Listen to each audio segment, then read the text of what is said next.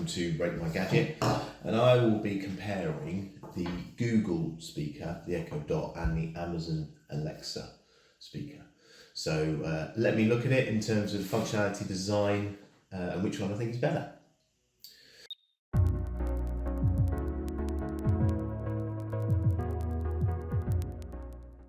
Okay, so first things first, they're both voice activated speakers, both very similar in size. You can see the Alexa one is slightly higher. I'll plug them in and show you, but before I go into that, what do you get with both of them? So you get a plug. It's not in either case a USB plug. They're both dedicated different size plugs. So you can't use a USB plug, which is frustrating. So it means that if you did want to take this with you, you have to bring a plug with you. The other thing as well is that the plug itself on the Amazon is quite a lot deeper, as you can see. So sometimes if you're trying to hide it behind a cupboard or something like that, it can cause a bit of an issue. The Echo one, it's probably about 20-30 mil high. Amazon one is about 50 mil high, something like that. So it's quite a big difference. In terms of the actual body itself, so on the Amazon, which I do like, it's got the power in, but it's also got an auxiliary out, so you can put headphones in, or you can put it out to a different speaker, which is good. On the Google, doesn't have any of that. So all it has is an in, and it just has a mute microphone button. Okay, so if you want it to be in privacy mode, you can mute that. So with the Alexa, it's got this coloured light, which personally I'm not a huge fan of. It has these 4 dots on the top, and it has the ability to, once it starts up, to touch the bottom and top. So it depends. You can turn this off in the app as well. But yeah, this is basically when you turn it on what it looks like. Okay. As you can see, the Google has these 4 little dots. Now it's turned on. The Alexa has the coloured ring around it. To get started, download the Google Home app on a phone or I don't know that. So as you can see, the coloured lights around the edge change according to the volume up and down. And same with the Google, if I turn it up and down, those 4 dots up and down as well. Let's try a bit of functionality with these two. So this is the Alexa, this is the Google. At the moment, Google is on, and in order for me to get it going, okay Google, tell me a joke. Why are libraries so strict? They have to go by the book. Mic's off. So then Alexa's saying, Alexa, tell me a joke. Here's a tip. If you're scared of lifts, take steps to avoid them. So they both are cheesy joke tellers. What I like about Google that... By the way, the mic's off. Thank you. Turn it back on. Slide the switch on the back of this device. Thank you very much. The thing I like about Google is that because Google is linked more to the internet, it can give you much better results. Google at its heart is a search engine, and I've found that. The length of Great Wall of China is 21,196 kilometers. So as you can see, Google will just give you the information, but when the microphone is back on. But when it's a bit more confused, or when it needs a bit more information, so let's say, okay Google, how was the Great Wall of China built? On the website nesvercroft.com, they say, builders of the wall always tried to use local resources, so the walls that crossed mountains were made from stone. So as you can see, when it's a bit more confusing, or when it's not a very definite result, it will tell you where it gets the information from. So Alexa, what's the length of the Great Wall of China?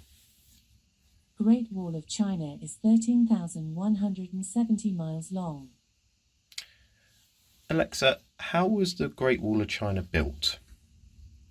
Here's something I found on the web.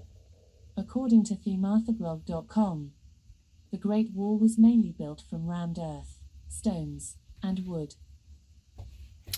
So there you go. So they both do come up with different alternatives, but at least they both give you the location of the website as well. Amazon doesn't do that all the time. Both of them get to around about 85 decibels at the same song. When they both get there, they start losing a little bit of the quality of the music. It sounds very kind of tinny. So both of them actually, when it comes musically, are about the same. The other disadvantage with the Alexa is that if I say the lights around the edge, they do annoy me. But Alexa, what is the history of the United Kingdom? Here's something I found Now, on as the it's web. doing all of this, I According can't to push a button to Wikipedia.org, stop it. The Kingdom Okay. of Great Britain, officially called So I need to go, Great Britain, Alexa, was a stop. Okay, so Alexa, you cannot stop. If you're getting to the point where it's giving you information you don't want to know, or there's a song you want to stop, there isn't a button that you can do. You can hit very quickly. Google's different. The microphone is back on. Okay, Google, what's the history of the United Kingdom? According to Wikipedia, And straight away I Margaret can stop Thatcher- it by just hitting the tap button. So if there's anything that you want to very, very quickly pause. So now we've seen the hardware, let's look at the apps to control these two. So here we go. So this is in Google Home. As you can see, you can add different devices on it. You can connect things, connect smart things. If I connect smart things on here, what it will do is it will now ask me, do I want to sign in with a Smart Things account? So it does that. If I go here, you can set up Nest, household contacts. So it's fairly good in that way. You can connect your Xbox. So I think probably Google has a little bit of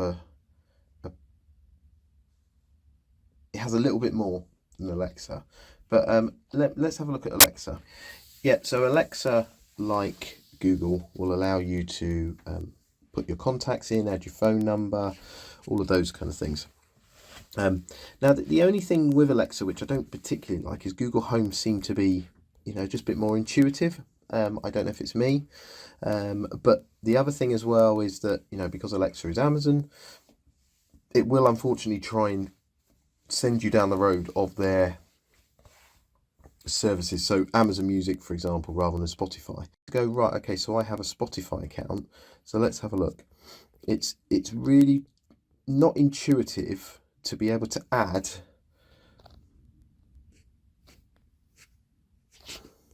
another music service, because it will straight away send you to Amazon Music, points you in the direction of Amazon. And that's also the other thing that I'm not particularly comfortable with in many cases with the Alexa. There is a danger that you could buy stuff on it. Google still has that risk because of Google Pay, but Amazon is automatically by default set up so that you can purchase things. That's it. Please do ask any questions. I own both of these. I've used both of these extensively. I think overall the one that I probably prefer is Google. I've got videos out there to show you how to link them into different rooms, onto different accounts. Amazon Alexa, you can also have separate ones in separate rooms, but it becomes a bit more tricky because you have to link it to an Amazon account.